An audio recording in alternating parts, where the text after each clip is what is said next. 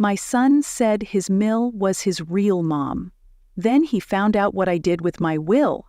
I never thought I would be sitting here, in my 60s, completely estranged from my only child, the son I carried for 9 months, the baby I nursed through countless sleepless nights, the boy I raised as a single mother after his father walked out when he was only 3 years old.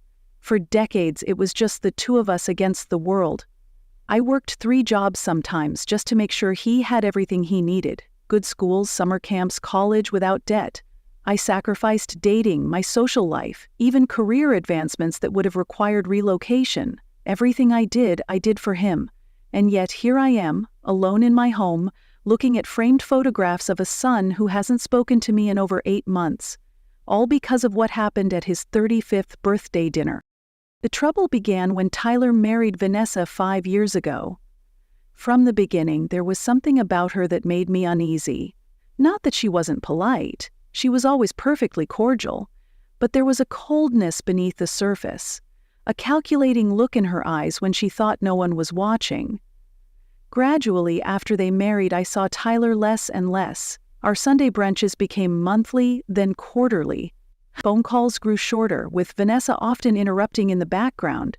But even more concerning was his growing attachment to his mother-in-law, Patricia.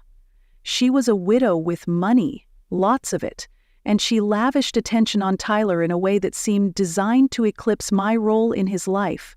She bought him expensive gifts, took them on luxury vacations, and was constantly inserting herself into their lives. Suddenly, every story Tyler told started with Patricia this and Patricia that. I tried to be understanding. I reminded myself that Vanessa was an only child too, and Patricia was alone after losing her husband. Perhaps she simply needed family. I made efforts to include her in holidays, sent her birthday cards, even invited her to join our rare mother-son outings.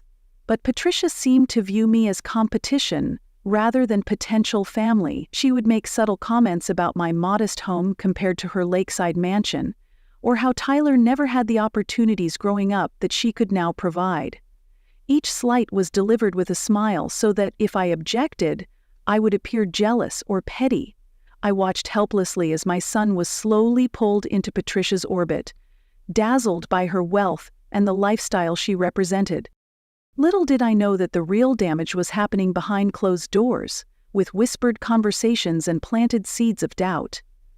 Patricia had been systematically reimagining my son's childhood, suggesting that I had been too busy working to be truly present, that he had essentially raised himself while I pursued my career.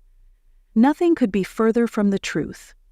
Yes, I worked hard, but I never missed a school play, a parent-teacher conference, or a baseball game. I arranged my entire life around being there for Tyler. The revisionist history Patricia was creating hurt deeply, but I kept my feelings to myself, afraid of pushing Tyler further away by criticizing his new family. In retrospect, my silence was my greatest mistake. Things came to a head at Tyler's birthday dinner. I had saved for months to host a beautiful celebration at his favorite restaurant. I invited his friends, arranged for his favorite chocolate cake, even tracked down his childhood best friend who had moved overseas. I wanted the evening to be perfect, a reminder of our bond and shared history. Patricia arrived fashionably late, making a grand entrance with an outrageously expensive watch for Tyler, the exact model I had mentioned saving up for as my gift to him. The look on his face when he opened her gift first made my modest present seem inadequate by comparison. Throughout dinner, Patricia dominated the conversation, telling stories about Tyler as if she had known him his entire life, not just the past 5 years. I felt increasingly invisible at a party I had planned and paid for. The final blow came during the toast. Tyler stood up, champagne glass in hand, and thanked everyone for coming. Then he turned to Patricia and, with tears in his eyes, said words that pierced my heart like physical pain. He called her the mother he never had, someone who supported his dreams without condition, who made him feel truly loved and valued. He said meeting Patricia had filled a hole in his life that had always been there. The restaurant seemed to blur around me as I sat frozen, unable to breathe. Decades of bedtime stories, bandaged knees, homework help, and financial sacrifices erased in a single sentence. I excused myself to the restroom where I broke down in silent sobs, trying desperately to pull myself together before returning to the table. When I emerged, I found Patricia had ordered an additional dessert without consulting me, the host, and was holding court while my son gazed at her adoringly. Something inside me finally snapped. After a lifetime of putting Tyler first, of swallowing my pride and biting my tongue, I could no longer contain my hurt. I quietly gathered my purse and jacket and approached the table one last time. I placed an envelope beside Tyler's plate, containing the deed to my house, which I had planned to sign over to him that night as my real gift, and simply said I was leaving. The confused look on his face barely registered as I walked out of the restaurant, tears streaming down my face despite my best efforts to maintain composure. Tyler called the next day, not to apologize, but to demand an explanation for my dramatic exit. When I finally voiced my hurt over his words, over the systematic erasure of my role in his life, he became defensive. He accused me of jealousy, of being unable to share him, of never supporting his marriage. Each accusation was more outlandish than the last, as if he were reciting lines fed to him by someone else. The conversation ended with him telling me that until I could apologize to Patricia for my rudeness, he would be taking a break from our relationship. I tried to reach out several times in the following weeks, calls, texts, even a letter, but was met with silence or brief, cold responses. The son I had raised was suddenly a stranger, his history with me rewritten to cast me as a neglectful mother who had finally been replaced by someone worthy. Without warning, the isolation began to take a physical toll. I developed insomnia, lost weight, found myself unable to concentrate at work. My doctor diagnosed depression and recommended therapy. It was during those sessions that I began to see the situation more clearly. My therapist helped me understand that what I was experiencing wasn't just family drama, but a form of emotional abuse called gaslighting. Patricia had systematically undermined my relationship with my son, rewriting our history and positioning herself as his savior. And Tyler, perhaps drawn by the wealth and status she offered, had become complicit in this narrative. The realization didn't lessen the pain, but it did help me understand that I wasn't crazy or unreasonable for feeling betrayed. After 6 months of no meaningful contact, I made a difficult decision. I called my lawyer and rewrote my will. The house that would have gone to Tyler, the retirement savings I had carefully built, the family heirlooms passed down through generations. I left it all to a scholarship fund for single mothers returning to college. The only thing I left Tyler was a detailed accounting of every sacrifice I had made for him, every school event I attended despite exhaustion, every extra shift I took to pay for things he wanted but didn't need. Not out of spite, but as testament to a life devoted to him, evidence against the false narrative that had taken root. I included photos, report cards with my proud comments, birthday cards he had made me, tangible proof of our history together. My lawyer assured me that Tyler would receive this documentation, even if Patricia tried to intercept it. My son said his mill was his real mom. Then he found out what I did with my will. These words appeared in the subject line of an email I received from Tyler 9 months after our estrangement began.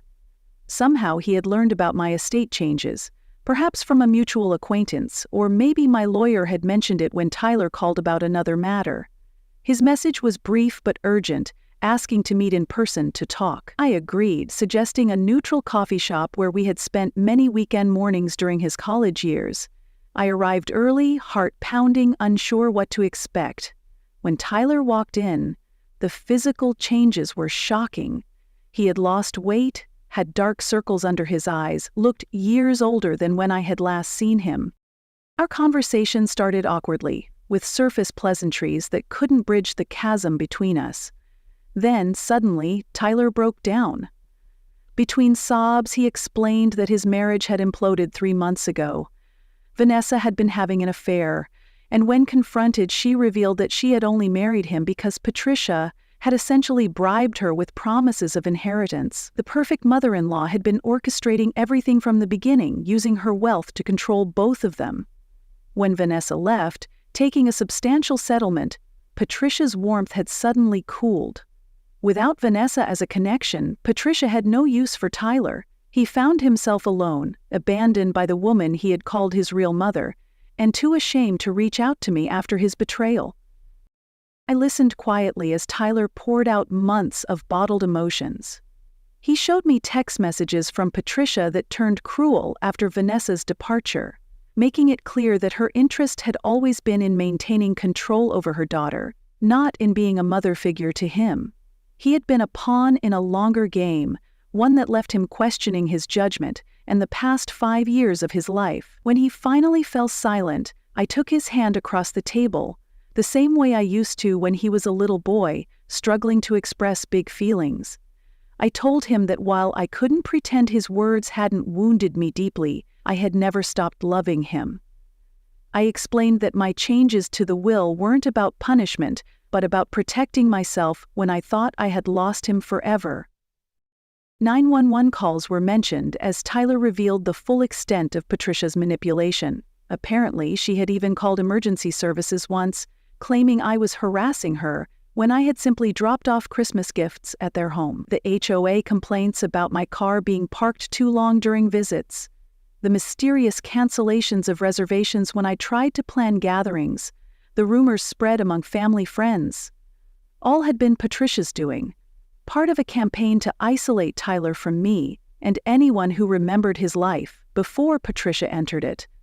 Tyler apologized repeatedly, asking if we could try to rebuild what had been broken. I told him healing would take time, that trust once shattered doesn't mend overnight, but that I was willing to try if he was truly committed to understanding what had happened and making amends. That conversation was 6 months ago. Since then, Tyler and I have been in family therapy, slowly untangling the web of manipulation and rebuilding our relationship on more honest ground. He has moved into an apartment near me, started a new job, and begun creating a life independent of the toxic dynamics that nearly destroyed our family. I've kept the changes to my will for now, not out of lingering anger but because I believe the scholarship fund is a worthy cause, and Tyler agrees. Instead, I'm helping him rebuild his savings and find his footing again. We have Sunday brunches again, watch old movies together, and slowly share the hurt of the past years. Sometimes healing comes in unexpected ways. While I would never have chosen this painful journey, I've found a strength in myself I didn't know existed. And Tyler has learned painful but necessary lessons about recognizing manipulation and valuing authentic relationships over superficial ones.